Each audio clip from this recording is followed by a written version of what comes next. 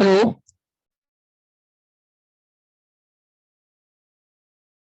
Good afternoon sir.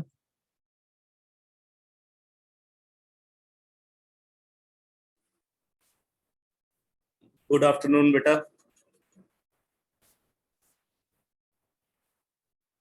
तो फिर मैं क्लास को स्टार्ट कर रहा हूं।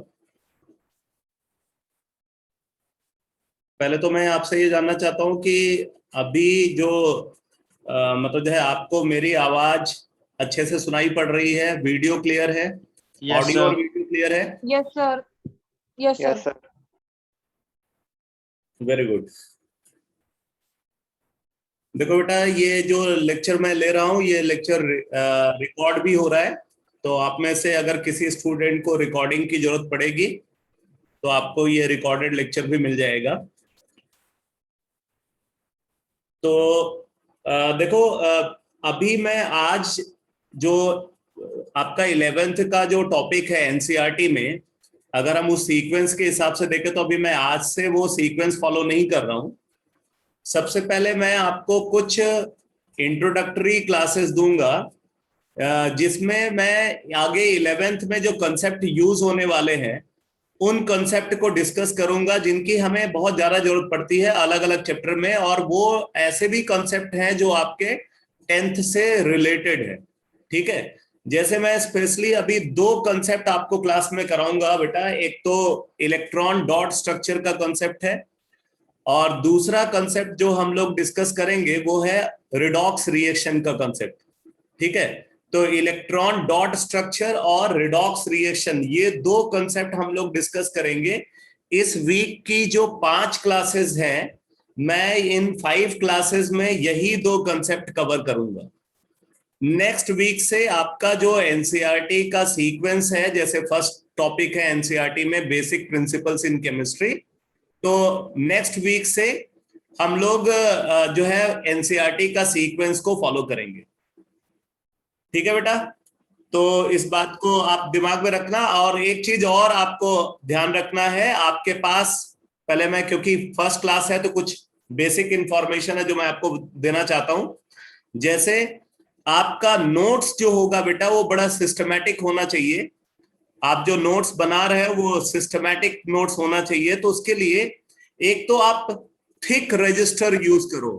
ठीक है, आपके पास जो नोटबुक है ना, वो नोटबुक जो है वो हार्ड बाइंडिंग की होनी चाहिए और वो थोड़ी थिक होनी चाहिए। कम से कम उसमें आप 300 पेजेस या उससे ज्यादा की नोटबुक होनी चाहिए।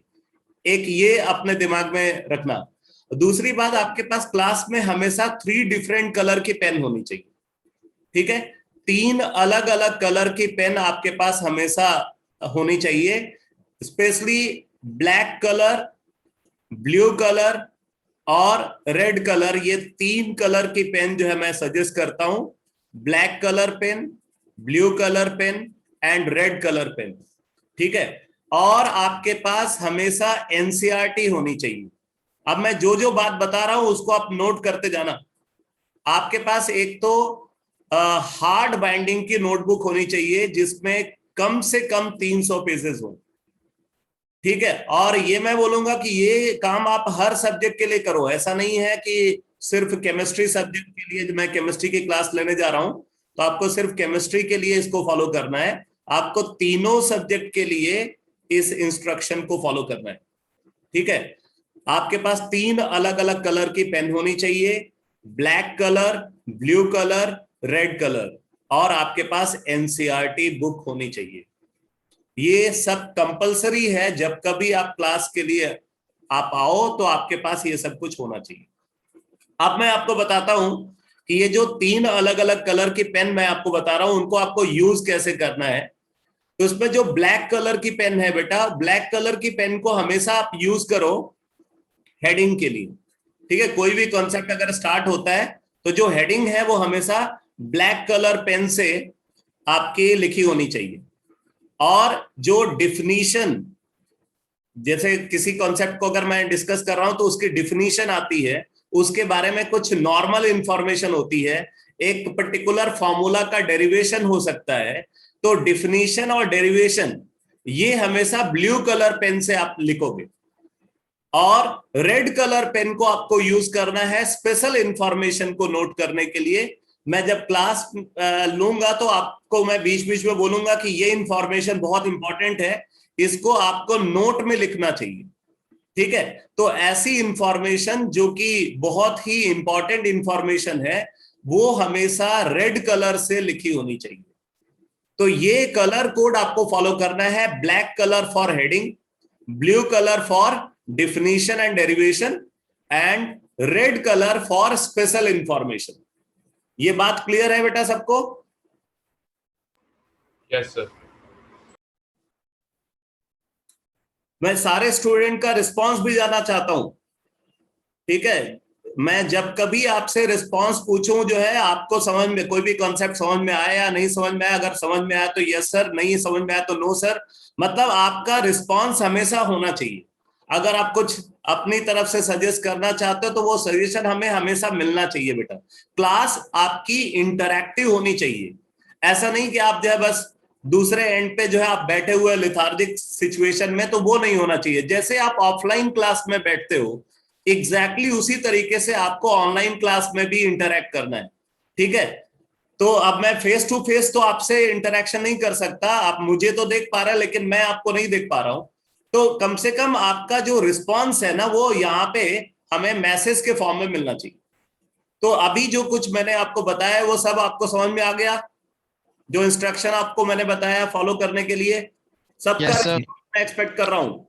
Yes Yes, sir. sir. Yes sir. Yes sir. ठीक है, आप मैसेज बॉक्स पे जाकर के टाइप भी कर सकते हो।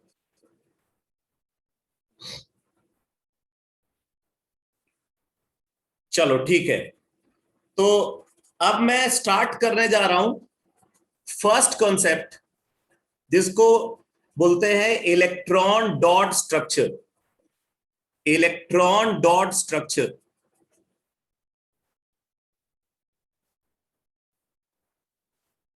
अब ये कॉन्सेप्ट आपको बहुत बेसिक लग रहा होगा क्योंकि आपने अभी 10th में भी पढ़ा हुआ है, बट मैं अभी इस कॉन्सेप्ट को एडवांस लेवल पे डिस्कस करने जा रहा हूं अब। और मैं यहाँ पे जो स्ट्रक्चर्स आपको बनाना सिखाऊंगा, इन स्ट्रक्चर्स की हमें आगे जरूरत पड़ेगी और इसकी रिक्वायरमेंट हमें फर्स्ट चैप्टर से ही देखने को मिल जाती है। फर्स्ट चैप्टर में ही इसका यूज आपको मिल जाएगा, ठीक है। तो इलेक्ट्रॉन डॉट स्ट्रक्चर का कॉन्सेप्ट मैं डिस्कस करने जा रहा हूं। अब जैसे अगर मैं आपसे बोलूं कि एक कंपाउंड है phosgene,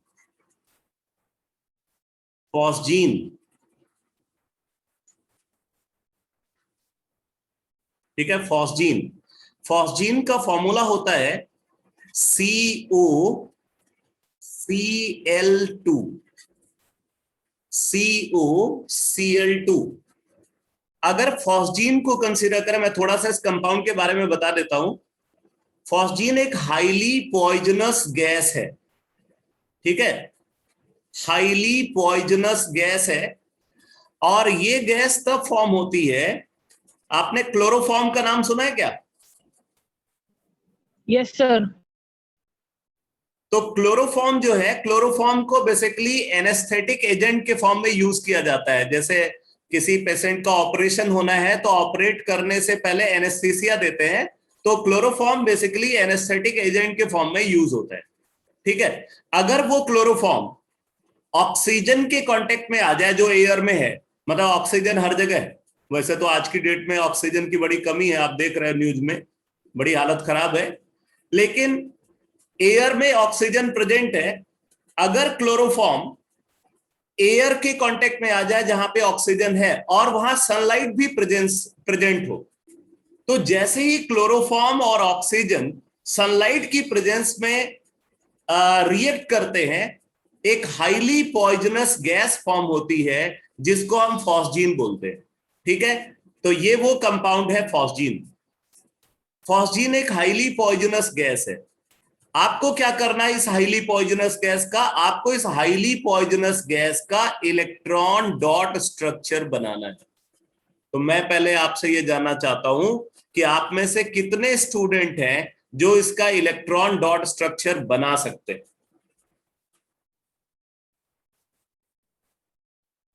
raise your hand. Hand raise का ऑप्शन है, आप फटाफट बताओ कितने लोग इस स्ट्रक्चर को बना सकते हो, इसका इलेक्ट्रॉन डॉट स्ट्रक्चर को?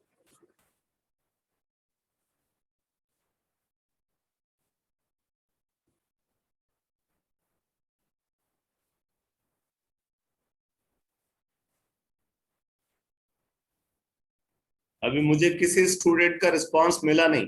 अच्छा, प्रणत प्रणत ने बोला है। ओके ओके ठीक है। बाकी लोग नहीं ड्रॉ कर सकते। तो चलो मैं आपको बताता हूं कि इलेक्ट्रॉन डॉट स्ट्रक्चर अगर हमें किसी कंपाउंड का ड्रॉ करना है, तो इलेक्ट्रॉन डॉट स्ट्रक्चर को ड्रॉ करने के लिए हम कौन कौन से सिस्टमैटिक स्टेप्स फॉलो करते हैं। तो आप नोट करो, लिखो, for writing correct electron dot structure, for writing correct electron dot structure of a compound, for writing correct electron dot structure of a compound, following steps are followed. Following steps are followed. Following steps are followed. ठीक है। अब जरा देखो कौन कौन से step को हम फॉलो करते हैं। सबसे पहले स्टेप वन,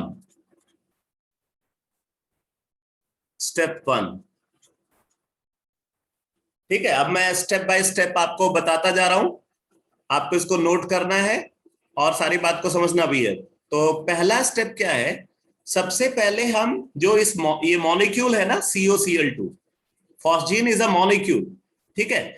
ये गैसियस मॉलिक्यूल में एटम्स का अरेंजमेंट कैसा होगा, पहला स्टेप हमें एटॉमिक अरेंजमेंट डिसाइड करना है, ठीक है। तो लिखो अरेंज, स्टेप वन में लिखो arrange the atoms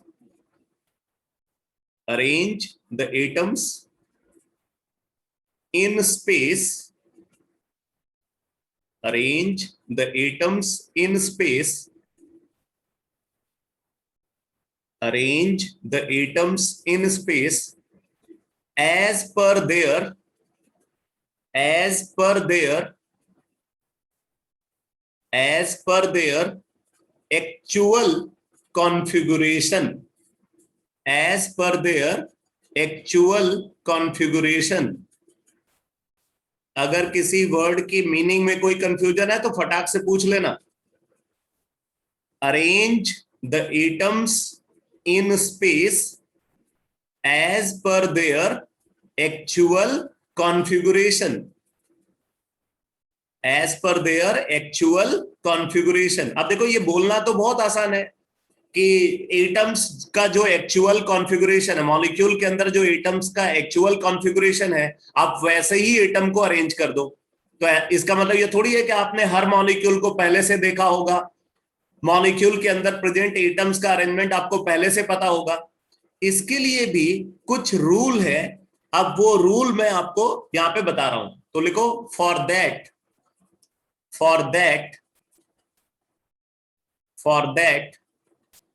least electronegative atom, least electronegative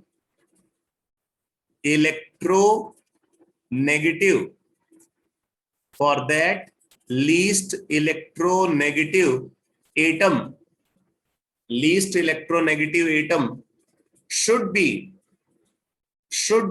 central atom, least electronegative atom should be central atom।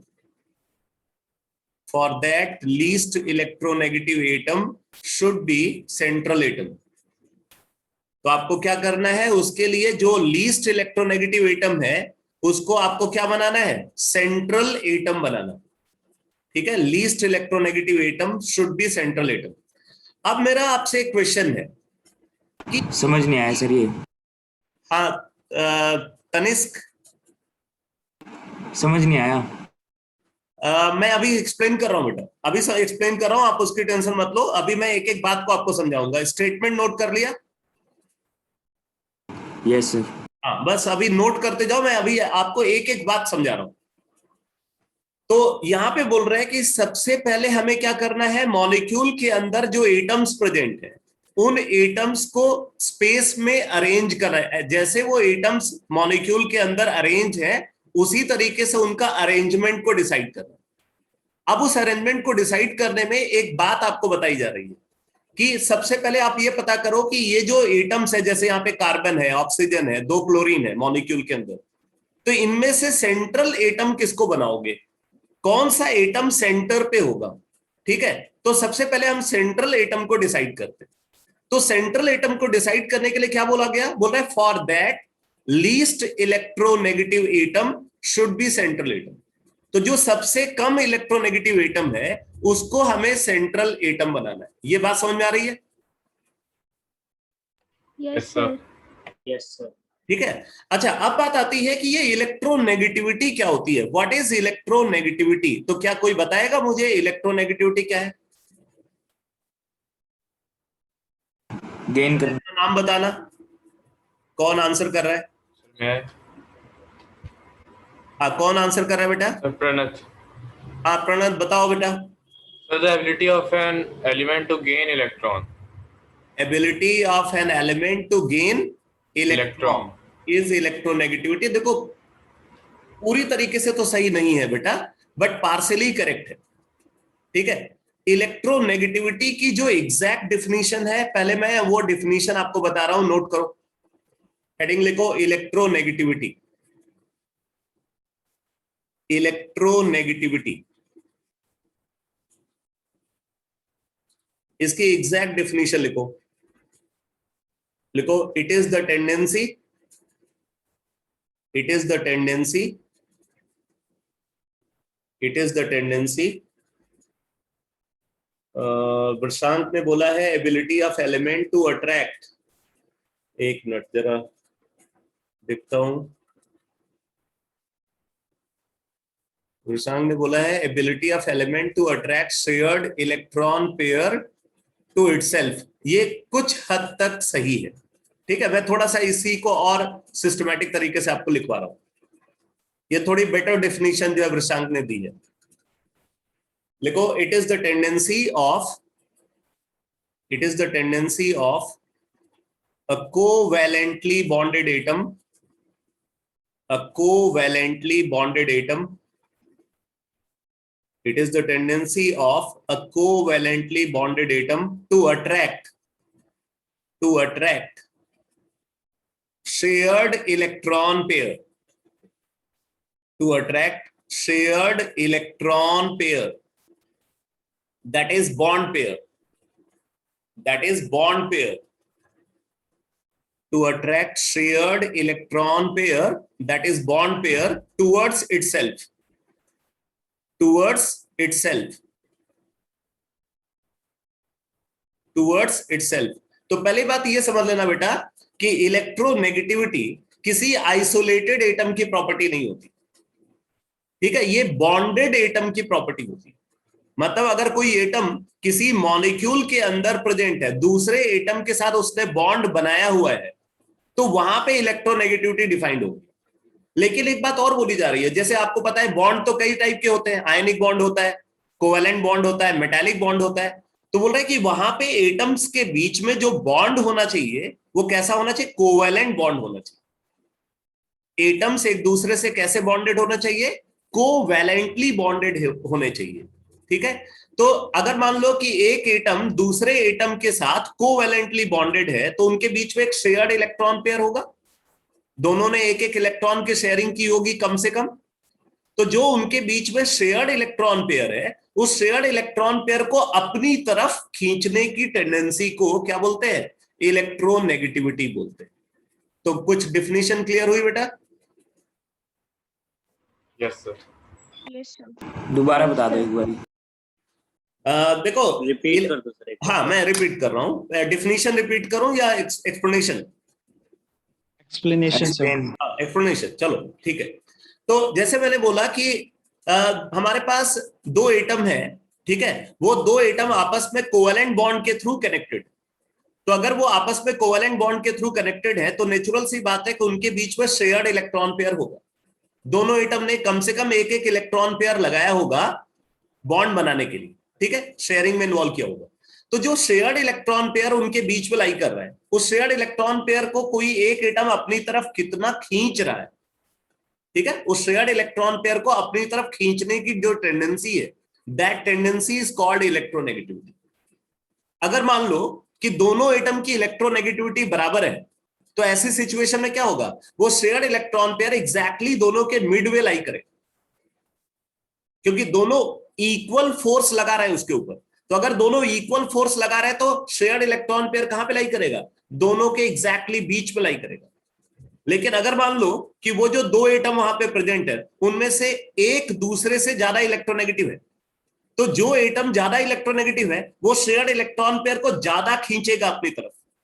तो अगर वो ज्यादा खींचेगा तो शेयर्ड इलेक्ट्रॉन पेयर उसकी तरफ शिफ्ट हो जाएगा, वो सेंटर पे नहीं लाई करेगा बल्कि वो मोर इलेक्ट्रोनेगेटिव एटम की तरफ शिफ्ट हो जाएगा। तो इसी शिफ्टिंग को, शेयर्ड इलेक्ट्रॉन पेयर के शिफ्टिंग को हम बोलते हैं क्या, इलेक्ट्रोनेगेटिविटी। ठीक है, अब मैं इसको एक डायग्राम बना करके समझाता हूं। देखो जैसे हमारे पास मान लो एक एटम है एक्स, ठीक, और एक एटम है हमारे पास वाई। अब देखो एक्स और वाई ने एक एक इलेक्ट्रॉन लगाया हुआ है बॉन्ड बनाने के लिए। एक्स के इलेक्ट्रॉन को मैंने डॉट से रिप्रेजेंट किया है, वाई के इलेक्ट्रॉन को मैंने क्रॉस से रिप्रेजेंट किया है। तो ये जो इलेक्ट्रॉन पेयर दोनों के बीच में है, this electron pair is called shared electron pair. Shared electron pair, that is bond pair. आप इसको ऐसे भी रिप्रेजेंट कर सकते हो, इसी को ऐसे भी रिप्रेजेंट किया जा सकता है, एक्स और वाई के बीच में एक बॉन्ड हमने बना दिया, ये कोवेलेंट बॉन्ड है। तो हम चाहे इसको ऐसे रिप्रेजेंट करें या बॉन्ड फॉर्म करके भी हम इसको रिप्रेजेंट कर सकते हैं, ठीक है।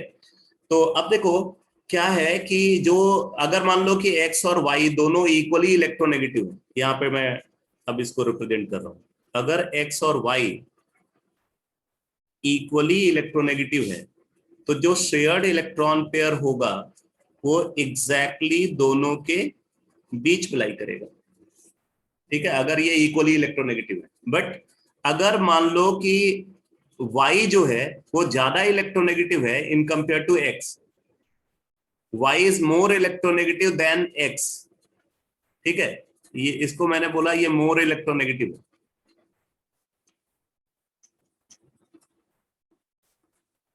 तो अगर y मोर इलेक्ट्रोनेगेटिव है तो इस सिचुएशन में क्या होगा, जो शेयर्ड इलेक्ट्रॉन पेयर है ये शेयर्ड इलेक्ट्रॉन पेयर y की तरफ शिफ्ट हो जाएगा,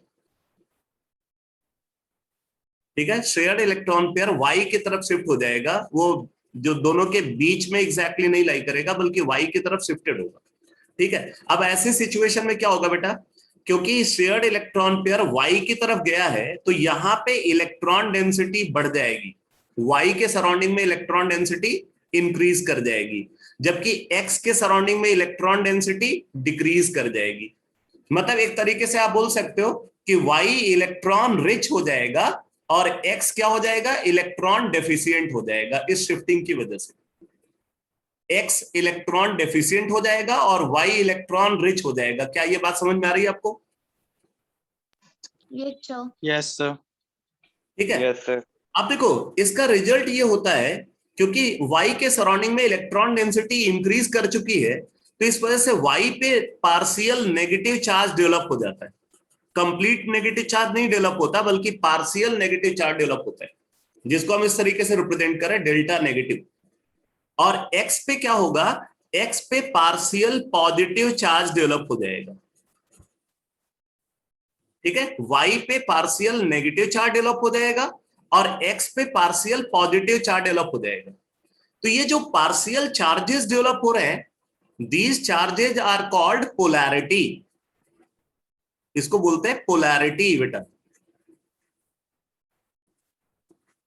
यानी कि आप बोल सकते हो कि इलेक्ट्रॉन की शिफ्टिंग की वजह से यहां पे क्या होता है, पोलैरिटी डेवलप हो जाती है। पोल का मतलब चार्ज होता है, ठीक है, पोल्स का मतलब चार्ज होता है बेटा, क्योंकि यहाँ पे देखो पार्शियल चार्जेस डेवलप हो रहे हैं, इसलिए हम बोल रहे हैं यहाँ पे पोलैरिटी डेवलप हो रही है। और आपने एक टर्म सुना होगा, या हो सकता हो अगर नहीं सुना है तो अभी आगे सुनोगे, बोलते हैं कुछ मॉलिक्यूल पोलर होते हैं और कुछ मॉलिक्यूल नॉन पोलर होते हैं। तो क्या आपने ये पोलर मॉलिक्यूल और नॉन पोलर मॉलिक्यूल करके टर्म सुना है क्या? No sir.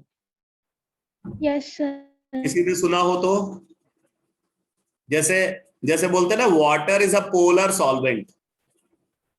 वाटर के बारे में बोलते हैं कि water is a polar solvent, क्योंकि वाटर एक कॉमन सॉल्वेंट है। तो वाटर के बारे में ये बात बोली जाती है कि water is a polar solvent. यही वजह है कि जितने आयनिक सॉल्यूट होते हैं ना, आयनिक सॉल्यूट ज्यादातर वाटर में डिसॉल्व हो जाते हैं। क्योंकि आपने एक बात, एक स्टेटमेंट सुना होगा, लाइक डिजॉल्व्स लाइक, जिसको प्रिंसिपल ऑफ सॉल्बिलिटी बोलते हैं। ये स्टेटमेंट सुना है क्या, like dissolves like? Yes sir. ठीक है, this is principle of solubility. Like dissolves like is called principle of solubility. ठीक है, तो वाटर जो है वो पोलर सॉल्वेंट है, और जो आयनिक कंपाउंड्स होते हैं वो हाईली पोलर कंपाउंड्स होते हैं। तो क्योंकि जो सोल्यूट है वो पोलर है और सॉल्वेंट भी पोलर है, इसलिए वो लाइक नेचर के हैं, इसलिए सोल्यूट सॉल्वेंट में डिसॉल्व हो जाता है। ये है कॉन्सेप्ट, समझ में आ रहा है? Sir but sir repeat sugar कर तो दो। नॉन पोलर होता है।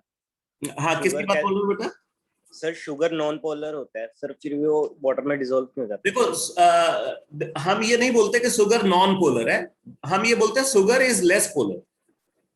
नॉन पोलर नहीं होता शुगर, पोलर होता है बट लेस पोलर होता है। ठीक है, वो जो बेसिकली शुगर और वाटर के बीच में ना एक स्पेशल बॉन्ड बनता है जिसको हाइड्रोजन बॉन्ड बोलते हैं। आप आगे पढ़ोगे उसके बारे में। शुगर वाटर में इसलिए डिसॉल्व होता है क्योंकि शुगर वाटर के साथ एक स्पेशल बॉन्ड बनाता है, that bond is called hydrogen bond, जिसको आपको 11th में केमिकल बॉन्डिंग में पढ़ना है। बात समझ में आई?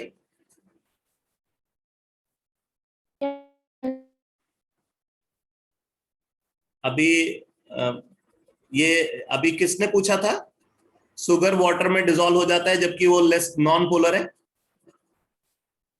सर मैंने अभय ने पूछा। अभय ने पूछा था। अभय, तो बेटा मैं आपके लिए स्पेशली आंसर कर रहा हूं कि शुगर वाटर में डिसॉल्व हो जाता है, ग्लूकोज वाटर में डिसॉल्व हो जाता है। ये एग्जैक्टली नॉन पोलर नहीं होते, ठीक है, ये पोलर होते हैं बट लेस पोलर कंपाउंड होते हैं। पोलर में भी अलग अलग कैटेगरी है, highly polar compound, moderately polar compound and less polar compound. ठीक है, तो इस तरीके से अलग अलग क्लासिफिकेशन है। तो जो ग्लूकोज और सुक्रोज है ये लेस पोलर कंपाउंड होते हैं, बट ये वाटर में इसलिए डिसॉल्व होते हैं क्योंकि एक स्पेशल टाइप का बॉन्ड बनाते हैं वाटर के साथ, जिसको हाइड्रोजन बॉन्ड बोला जाता है, जो आपको 11th में 4th चैप्टर में पढ़ना है केमिकल बॉन्डिंग। तब तक आपको वेट करना पड़ेगा। Clear? Okay sir, thank you sir.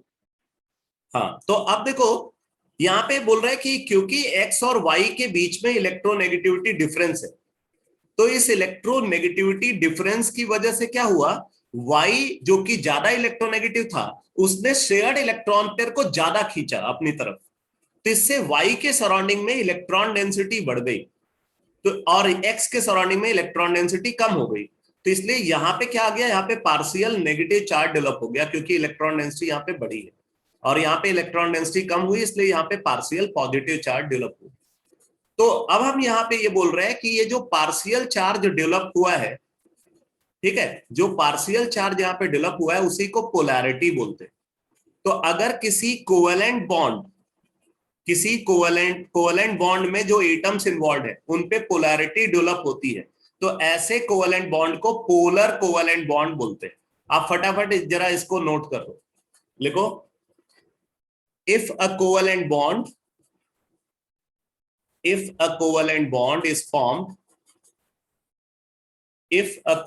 bond is formed, if a covalent bond is formed between two atoms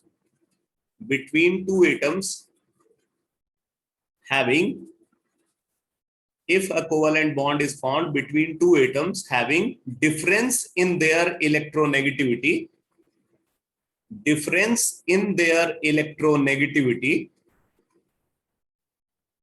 मैं फिर से स्टेटमेंट रिपीट कर रहा हूं, if a covalent bond is formed between two atoms having difference in their electronegativity, then it is called polar covalent bond. Then it is called polar covalent bond. Polar covalent bond. अब जैसे यहां पे देखो बेटा, ये जो पहला वाला स्ट्रक्चर मैंने बनाया, अगर मान लो ऐसी सिचुएशन हो कि ये भी एक्स एटम है और ये भी एक्स एटम है, दो लाइक एटम के बीच में कोवेलेंट बॉन्ड फॉर्म हुआ है, means both are equally electronegative, और अगर दोनों इक्वली इलेक्ट्रोनेगेटिव है तो शेयर्ड इलेक्ट्रॉन पेयर कहां पे लाई करेगा? एग्जैक्टली मिडवे लाई करेगा। ऐसे सिचुएशन में इन एटम्स पे कोई चार्ज डेवलप नहीं होगा, तो यहां पे जो बॉन्ड फॉर्म होगा, इस बॉन्ड को हम क्या बोलेंगे? इसको हम बोलेंगे non polar covalent bond. Non polar covalent bond.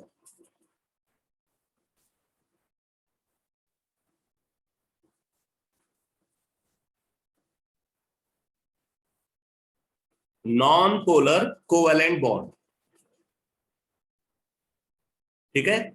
तो इस बॉन्ड को हम यहाँ पे बोलेंगे, दोनों यहाँ पे जो बॉन्ड फॉर्म हो रहा है वो दो लाइक एटम के बीच में फॉर्म हुआ है, इसलिए हम इस बॉन्ड को नॉन पोलर कोवेलेंट बॉन्ड बोलेंगे।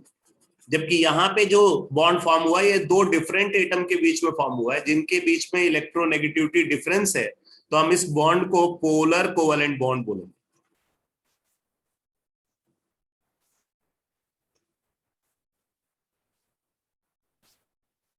पोलर कोवेलेंट बॉन्ड, ये समझ में आ गया? पोलर कोवेलेंट बॉन्ड और नॉन पोलर कोवेलेंट बॉन्ड में क्या डिफरेंस है?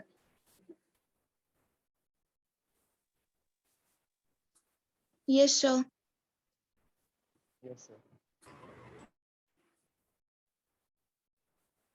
मुझे अभी दो आवाज सुनाई पड़ी है। पार्टिसिपेंट्स जो है वो 18 है। आप चाहे, हाँ, ये ऐसा रिस्पॉन्स चाहिए बेटा, ऐसा रिस्पॉन्स चाहिए। गुड। बाकी स्टूडेंट्स का भी रिस्पॉन्स चाहिए। क्लास में इंटरैक्टिव चाहता हूं। Very good, very good. तो आपने ये देखा कि अगर जो कोवेलेंट बॉन्ड फॉर्म हुआ है वो दो ऐसे एटम के बीच में फॉर्म हुआ है जिनकी इलेक्ट्रोनेगेटिविटी बराबर है, तो वो bond non polar covalent bond होगा। और अगर कोवेलेंट बॉन्ड दो ऐसे एटम के बीच में फॉर्म हुआ है जिनकी इलेक्ट्रोनेगेटिविटी डिफरेंट है, तो वो बॉन्ड पोलर कोवेलेंट बॉन्ड बोला जाएगा। तो इस तरीके से दो टाइप के कोवेलेंट बॉन्ड फॉर्म होते हैं, non polar covalent bond and polar covalent bond. अभी किसी स्टूडेंट ने कुछ पूछा है, नॉन पोलर की डिफिनीशन लिखवा दो। बेटा देखो, तनिष्क ऐसा है, ये देखो यही डिफिनीशन है, यहां पे देख रहे हो ना, ये देख रहे हो कि अगर जो बॉन्ड फॉर्म हुआ है वहां पे एटम्स पे कोई चार्ज नहीं है, तो ऐसे बॉन्ड को हम नॉन पोलर कोवेलेंट बॉन्ड बोलेंगे। अगर जो कोवेलेंटली बॉन्डेड एटम है उनपे कोई चार्ज नहीं है, कोवेलेंटली बॉन्डेड एटम अगर अनचार्ज्ड है, तो बॉन्ड को नॉन पोलर कोवेलेंट बॉन्ड बोला जाएगा। तनिष्क समझ में आ रहा है बेटा? Yes sir. ठीक है। जबकि अगर कोवेलेंटली बॉन्डेड एटम के ऊपर अगर चार्ज है तो वो बॉन्ड पोलर कोवेलेंट बॉन्ड। अच्छा, अब मैं आपको बताने जा रहा हूं कि ऑर्डर ऑफ इलेक्ट्रोनेगेटिविटी क्या होती है। तो आप नोट करो, order of electronegativity, order of electronegativity of various elements order of electronegativity of various elements. Jitendra sir, क्या कुछ आपको पूछना है? यस सर, वो एक बेटी है, उसका नाम नहीं पता लग रहा है, नाम से ज्वाइन नहीं किया है। कौन है? ये बेटा, ये क्या नाम है तुम्हारा? क्यू कॉम BTD लिखा हुआ तूने?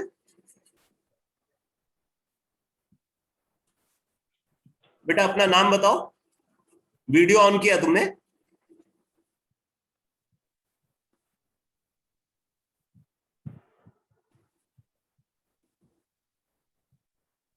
ऐसा है ना, आप लोग जब भी ज्वाइन करो ना, अपने नेम के साथ ज्वाइन करो बेटा, ठीक है?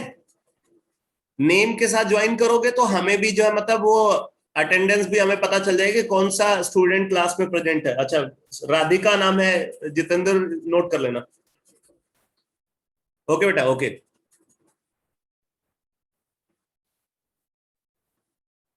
तो अब मैं आपको बताने जा रहा हूं कि जो डिफरेंट एलिमेंट्स हैं उनकी इलेक्ट्रोनेगेटिविटी का ऑर्डर क्या है। तो order of electronegativity of various elements is as follows. अब इसको नोट करना बेटा। Order of electronegativity of various elements is as follows. तो देखो, सबसे ज्यादा इलेक्ट्रोनेगेटिव एलिमेंट पीरियोडिक टेबल में जो ऑब्जर्व होता है वो है फ्लोरीन। ठीक है, सबसे ज्यादा इलेक्ट्रोनेगेटिव एलिमेंट है फ्लोरीन। उसके बाद सेकंड मोस्ट इलेक्ट्रोनेगेटिव एलिमेंट है ऑक्सीजन। ऑक्सीजन। उसके बाद थर्ड मोस्ट इलेक्ट्रोनेगेटिव एलिमेंट है क्लोरीन। ठीक है, most electronegative element fluorine, second most electronegative element oxygen, third most electronegative element chlorine. ठीक है, उसके बाद फोर्थ मोस्ट इलेक्ट्रोनेगेटिव एलिमेंट है नाइट्रोजन। नाइट्रोजन के बाद फिर आता है ब्रोमीन। ब्रोमीन। ब्रोमीन के बाद फिर आता है आयोडीन। ठीक है, आयोडीन। आयोडीन के बाद नेक्स्ट एलिमेंट आता है सल्फर। ठीक है, सल्फर। आयोडीन के बाद आता है सल्फर। सल्फर के बाद फिर अगर हम कंसीडर करें तो फिर आता है कार्बन। कार्बन। कार्बन के बाद फिर आता है फास्फोरस। ठीक है, फास्फोरस के बाद फिर अगर हम कंसीडर करें हाइड्रोजन आता है। फास्फोरस और हाइड्रोजन की इलेक्ट्रोनेगेटिविटी लगभग बराबर होती है। तो ये कुछ टॉप मोस्ट इलेक्ट्रोनेगेटिव एलिमेंट्स हैं। ठीक है, ये कुछ टॉप मोस्ट इलेक्ट्रोनेगेटिव एलिमेंट्स हैं जिनकी इलेक्ट्रोनेगेटिविटी का ऑर्डर मैंने लिखा हुआ है। ये आपको याद रखना होगा बेटा। सबसे ज्यादा इलेक्ट्रोनेगेटिव फ्लोरीन, फिर ऑक्सीजन, फिर क्लोरीन, फिर नाइट्रोजन, फिर bromine, iodine, sulphur, carbon, phosphorus और हाइड्रोजन। इनकी इलेक्ट्रोनेगेटिविटी अप्रोक्सीमेटली इक्वल। ठीक है, तो ये ऑर्डर ऑफ इलेक्ट्रोनेगेटिविटी आपको याद रखनी है। अब जैसे देखो, फॉस्जीन का स्ट्रक्चर हमें बनाना था। फॉस्जीन में एटम्स कौन कौन से प्रेजेंट थे? कार्बन था, ऑक्सीजन था, क्लोरीन। अब जरा देखो कौन कौन से एलिमेंट है। एक तो ये कार्बन है, और कौन है? क्लोरीन है, और कौन है? ऑक्सीजन। अब मैंने आपको क्या बताया? For that least electronegative atom should be central atom. तो लीस्ट इलेक्ट्रोनेगेटिव यहां पे कौन हो गया? कार्बन। ठीक है, तो अब हम सेंट्रल एटम किसको बनाएंगे बेटा? कार्बन को। कार्बन हो जाएगा सेंट्रल एटम। अब हमारे पास दो और एलिमेंट है, ऑक्सीजन और क्लोरीन। ठीक है, अब वो क्या हो जाएंगे? टर्मिनल एटम हो जाएंगे। तो ऑक्सीजन, क्लोरीन और एक क्लोरीन यहां। ये हो जाएगा एटॉमिक अरेंजमेंट। बात सबको समझ में आई? Yes sir. फिर से सबका रिस्पॉन्स चाहिए। Yes sir. Yes, sir. Good. तो यहां पे देखो, ये स्टेप 1 है। स्टेप 1 में हम क्या कर रहे हैं? एटॉमिक अरेंजमेंट को डिसाइड कर रहे हैं। तो एटॉमिक अरेंजमेंट को डिसाइड करने के लिए एक तो मैंने बोला कि least electronegative atom should be central atom. ठीक है, अब मैं एक एग्जांपल और ले रहा हूं यहां पे। जैसे हमारे पास है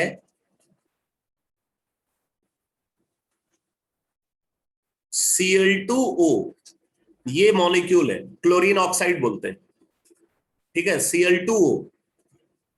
अब अगर हमें Cl2O में एटॉमिक अरेंजमेंट डिसाइड करना हो तो देखो, एक तो यहां पे क्लोरीन प्रेजेंट है और एक ऑक्सीजन प्रेजेंट है, क्लोरीन और ऑक्सीजन। अब इन दोनों में डिसाइड करना है, तो लेस इलेक्ट्रोनेगेटिव कौन है? क्लोरीन, ठीक है, लेस इलेक्ट्रोनेगेटिव कौन? क्लोरीन। तो फिर सेंट्रल एटम हमें किसको बनाना चाहिए? यहां पे क्लोरीन को बनाना चाहिए, सेंट्रल एटम क्लोरीन को बनाना चाहिए। लेकिन यहां पे देख रहे हो क्लोरीन तो 2 है, आप सेंट्रल एटम किसी एक को बना सकते हो, तो ऑब्वियसली फिर आपको दूसरे क्लोरीन को टर्मिनल एटम और ऑक्सीजन को टर्मिनल एटम बनाना पड़ेगा। क्या आपको ये एटॉमिक अरेंजमेंट अच्छा लग रहा है? No, क्या ये एटॉमिक अरेंजमेंट आपको ठीक लग रहा है? No sir. no, sir. नहीं ठीक लग रहा है ना? अब देखो, इसमें हम एक को तो सेंट्रल एटम बना रहे हैं, एक क्लोरीन को सेंट्रल एटम बना रहे हैं, दूसरे को टर्मिनल एटम बना रहे हैं, मतलब एक को हम स्पेशल ट्रीट कर रहे हैं और दूसरे को हम ऑर्डिनरी ट्रीट कर रहे हैं। दोनों का ट्रीटमेंट दोनों के लिए एक जैसा ट्रीटमेंट होना चाहिए।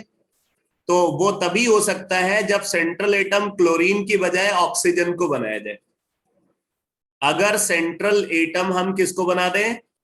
ऑक्सीजन को सेंट्रल एटम बना दें और क्लोरीन को टर्मिनल एटम बना दें, तो फिर दोनों क्लोरीन को आइडेंटिकल ट्रीटमेंट मिलेगा और ये स्ट्रक्चर देखने में भी अच्छा लग रहा है क्योंकि ये सिमेट्रिकल है, ये अरेंजमेंट सिमेट्रिकल दिख रहा है। तो इसलिए ये एटॉमिक अरेंजमेंट नहीं कंसीडर किया जाएगा, ये वाला एटॉमिक अरेंजमेंट को कंसीडर करें। ठीक है, तो आप इस पॉइंट को भी नोट कर लो, इसी में लिखो arrangement of atoms, arrangement of atoms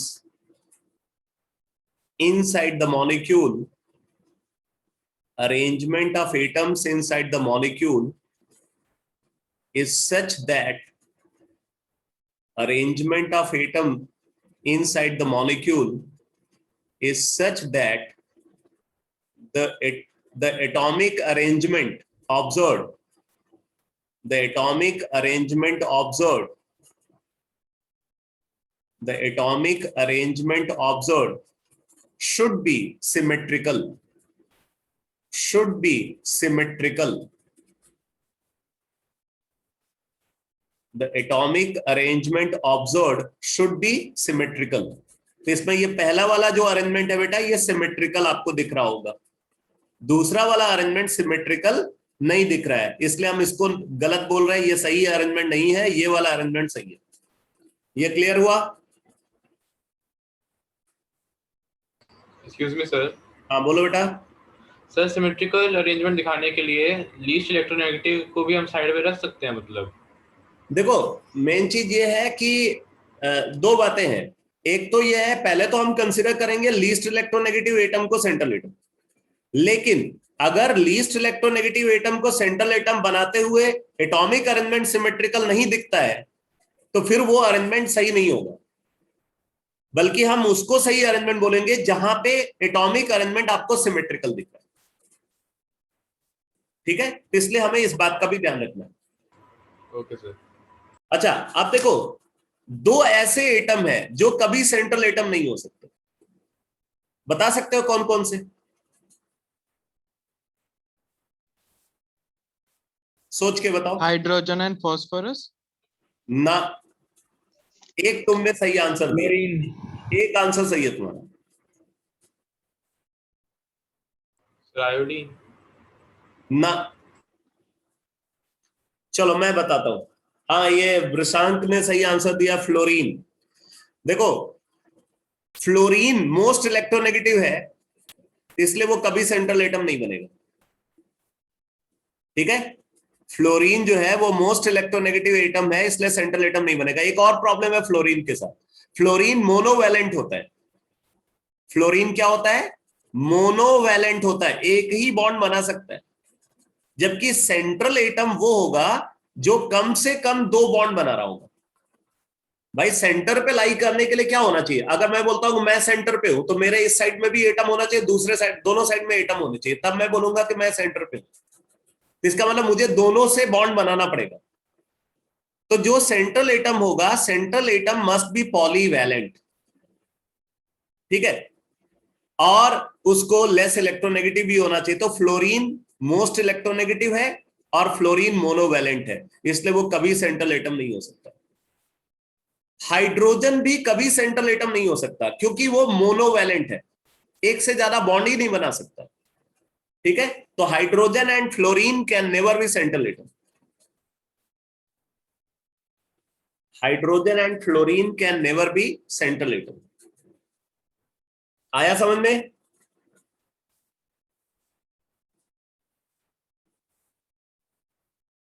atomic arrangement clear हुआ बेटा? Yes, sir. Yes, sir. Yes, sir.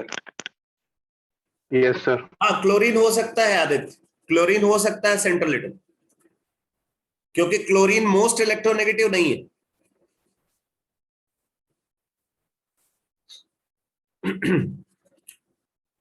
अच्छा, अब देखो इसके बाद आ जाते हैं स्टेप 2। स्टेप 2, अभी ये स्टेप 1 में ही सारा डिस्कशन मैं कर रहा था।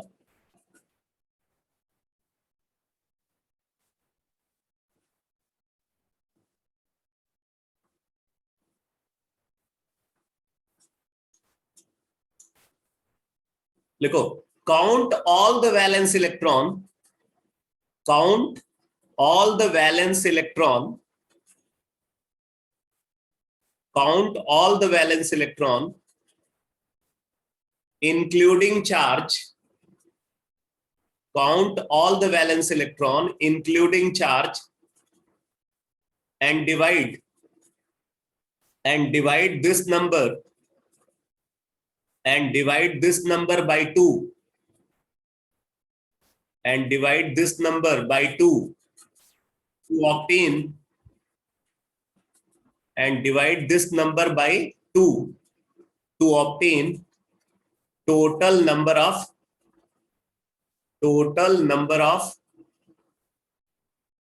valence electron pair present, valence electron pair present, total number of valence electron pair present। ठीक है, तो अब जरा देखो, हमने कंसीडर किया है फॉस्जीन को। फॉस्जीन में कार्बन एटम है, ऑक्सीजन एटम है, क्लोरीन एटम है। कार्बन का एटॉमिक नंबर 6, तो कार्बन का इलेक्ट्रॉनिक कॉन्फ़िगरेशन 2 and 4। तो यहां पे वैलेंस इलेक्ट्रॉन कितने हो गए बेटा? 4, ठीक है। कार्बन में वैलेंस इलेक्ट्रॉन कितना हो गया? 4। अब देखो ऑक्सीजन, एटॉमिक नंबर क्या है ऑक्सीजन का? 8, इलेक्ट्रॉनिक कॉन्फ़िगरेशन 2 and 6, तो यहां पे वैलेंस इलेक्ट्रॉन कितना हो गया?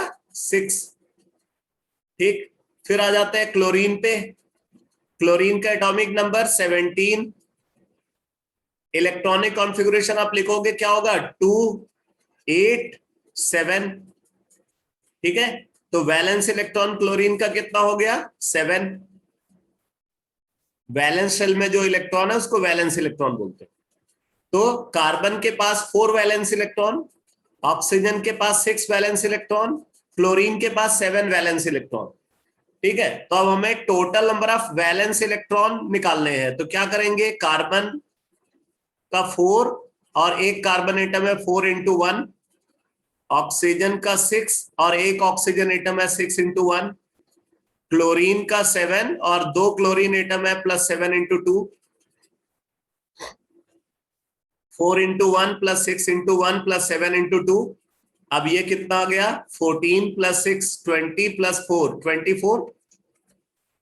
24 को हमने 2 से डिवाइड कर दिया, 2 से डिवाइड किया तो क्या आ गया? 12 इलेक्ट्रॉन पेयर। 12 इलेक्ट्रॉन पेयर, इनको अरेंज करना, ठीक है। अब जैसे देखो, अगर हमारे पास मान लो प्रेजेंट है सल्फेट आयन।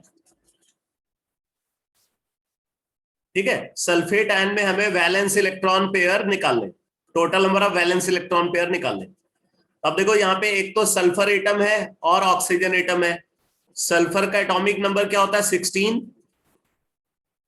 तो सल्फर का इलेक्ट्रॉनिक कॉन्फ़िगरेशन क्या हो जाएगा 2 8 6। ठीक है, 2 8 6, तो इसका मतलब सल्फर के पास वैलेंस इलेक्ट्रॉन कितने हैं 6, और ऑक्सीजन के पास वैलेंस इलेक्ट्रॉन देखो हमने यहां पे निकाला हुआ है। ठीक है, ऑक्सीजन के पास भी 6 इलेक्ट्रॉन है।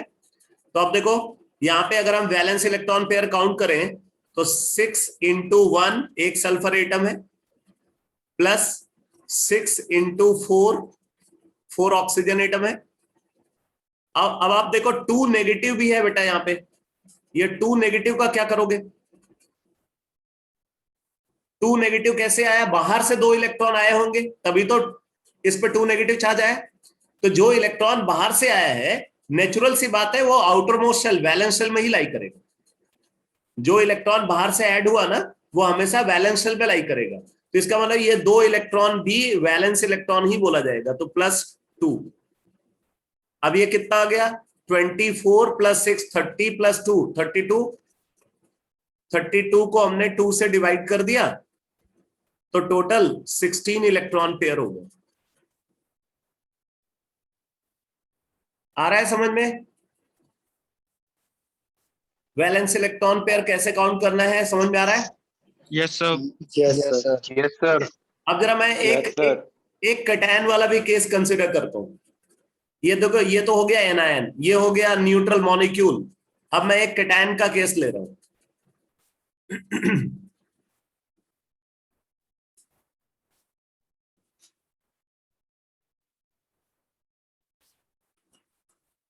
जैसे देखो अगर हमारे पास है ammonium ion NH4 positive,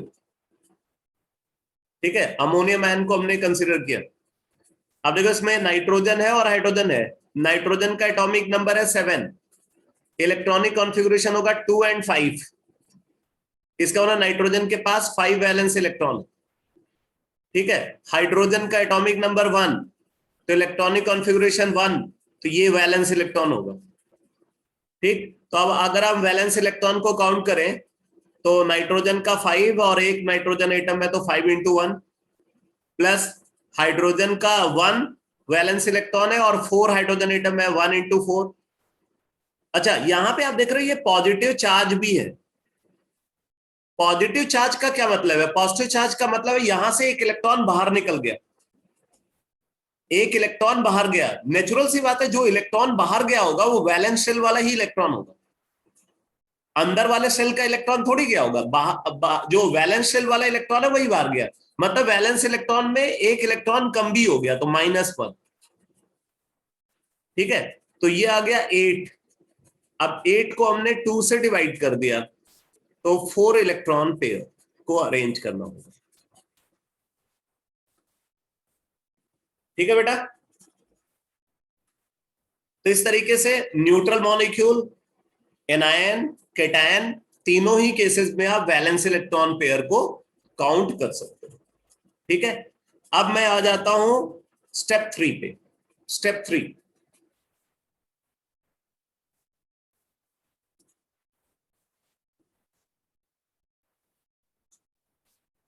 step 3 note करो। Put 1 electron pair each, put 1 electron pair each between central atom and terminal atom. Between central atom and terminal atom. बेटा मैं एक बात यहाँ पे आपको बता देता हूं। देखो आपने जैसे पहले इलेक्ट्रॉन डॉट स्ट्रक्चर बनाया हुआ ना, मैं उससे इंटायरली डिफरेंट अप्रोच लेकर के चल रहा हूं। ठीक है, तो आप अपना वाला जो अप्रोच है और मेरा वाला अप्रोच है उसको मिक्स मत करना, नहीं तो कंफ्यूज हो जाओगे। ठीक है, अभी आपको पूरी तरीके से मेरे वाले अप्रोच को फॉलो करना है, क्योंकि आप वाला जो अप्रोच है ना वो कुछ लिमिटेड स्ट्रक्चर्स को ही आप उसके बेसिस पे समझ सकते हो, जबकि कंपाउंड्स का नंबर जो है वो बहुत ज्यादा है।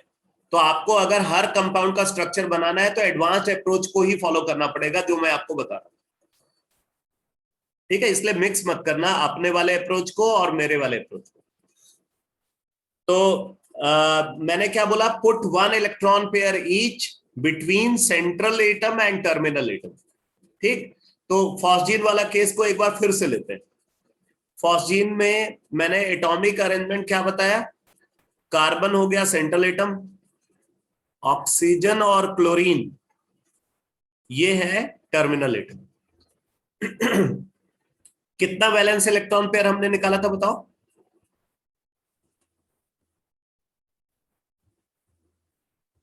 Sir, 12. 12 valence electron pair. 12. ठीक है, तो मतलब हमें 12 इलेक्ट्रॉन पेयर को अरेंज करना है, ये दिमाग में होना चाहिए। अब मैंने बोला कि एक एक इलेक्ट्रॉन पेयर को सेंट्रल एटम और टर्मिनल एटम के बीच में रख दो। तो अब देखो, एक इलेक्ट्रॉन पेयर हमने यहां रख दिया, एक इलेक्ट्रॉन पेयर हमने यहां रख दिया, और एक इलेक्ट्रॉन पेयर हमने यहां रख दिया। कितने हमने यूज कर लिए?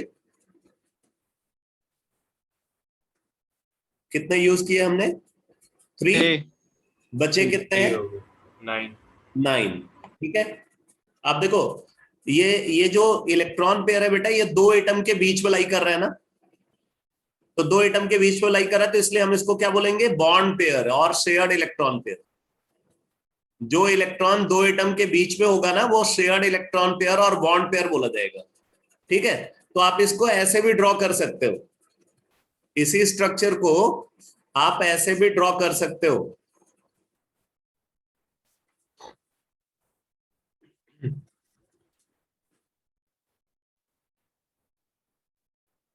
देखो इसमें ज्यादा क्लैरिटी रहती है।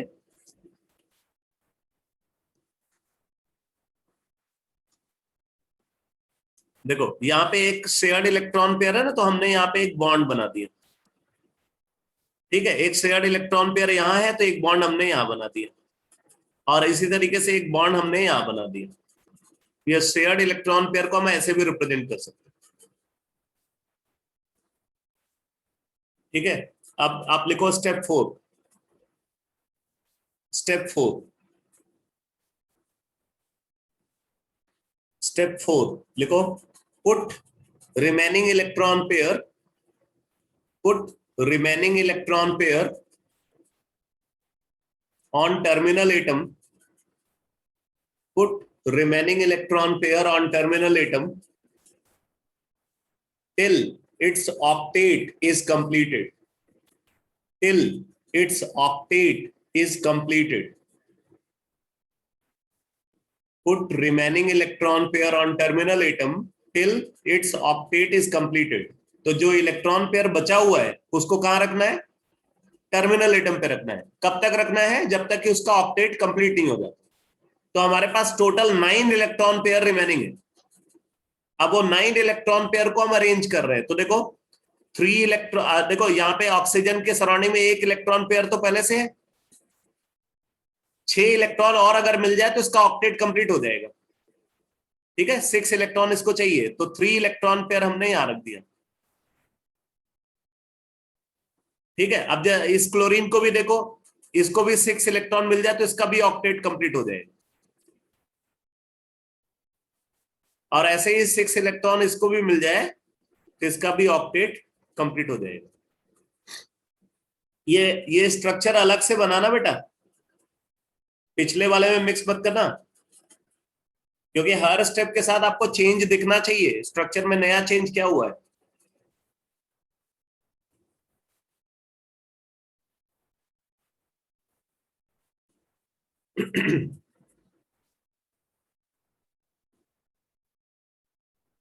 अब आप देख सकते हो कि हमने टोटल 12 इलेक्ट्रॉन पेयर यूज कर लिए।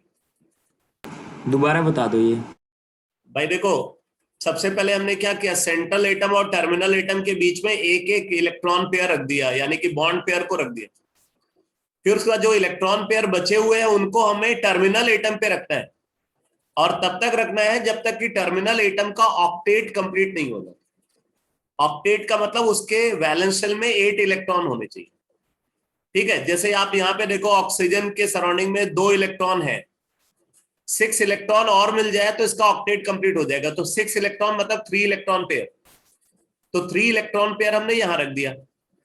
ऐसे ही क्लोरीन का भी ऑक्टेट कंप्लीट करने के लिए 3 इलेक्ट्रॉन पेयर इसको भी रिक्वायर्ड है। ऐसे ही इस क्लोरीन को भी 3 इलेक्ट्रॉन पेयर रिक्वायर्ड है। तो हमने इस तरीके से इलेक्ट्रॉन पेयर को अरेंज कर दिया। अब एक डिफरेंस आपको बताता हूं, ये वाला जो इलेक्ट्रॉन पेयर था ये 2 एटम के बीच में था, तो ये तो शेयर्ड इलेक्ट्रॉन पेयर था, ठीक, या बॉन्ड पेयर बोलते हैं। अगर आप इस इलेक्ट्रॉन पेयर को देखो तो ये 2 एटम के बीच में नहीं है, बल्कि ये एक ही एटम पे लाई कर रहा है। इसको हम क्या बोलेंगे? इसको बोलेंगे unshared electron pair. Unshared electron pair, और इसको लोन पेयर भी बोलते हैं, और लोन पेयर भी बोलते हैं इसको, लोन पेयर, ठीक है। तो ये बॉन्ड पेयर है, और ये क्या है, यहाँ पे क्लोरीन के पास अगर आप देखो तो 3 लोन पेयर है, ऑक्सीजन के पास 3 लोन पेयर है, क्लोरीन, इस क्लोरीन के पास भी 3 लोन पेयर है। अगला स्टेप नोट करो, नेक्स्ट स्टेप लिखो। स्टेप कौन सा स्टेप? स्टेप 5। हाँ नोट 5, हाँ लिखो। If electron pair still remain, if electron pair still remain, if electron pair still remain, then put them, THEM, then put them on central atom, then put them on central atom and check CHECK, and check whether the octet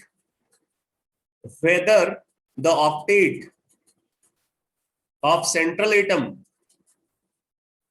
and check whether the octet of central atom is complete or not, is complete or not, ठीक है। तो अब जैसे यहां पे देखो, अब यहां तो हमारे पास कोई इलेक्ट्रॉन पेयर बचा ही नहीं है, बचा नहीं है, तो ऑब्वियसली सेंट्रल एटम के ऊपर रखने के लिए हमारे पास कोई इलेक्ट्रॉन पेयर नहीं है। अब हम सीधे देखेंगे कि सेंट्रल एटम का ऑक्टेट कंप्लीट हुआ या नहीं। तो हमें क्या दिख रहा है? सेंट्रल एटम के सराउंडिंग में 2 + 2 + 2 6 इलेक्ट्रॉन दिख रहे हैं, ठीक। तो सेंट्रल एटम का ऑक्टेट यहां पे कंप्लीट नहीं है। तो इफ नॉट, ठीक है, अब उसी स्टेटमेंट को आगे कंटिन्यू करते हैं। If not then convert, if not then convert one or more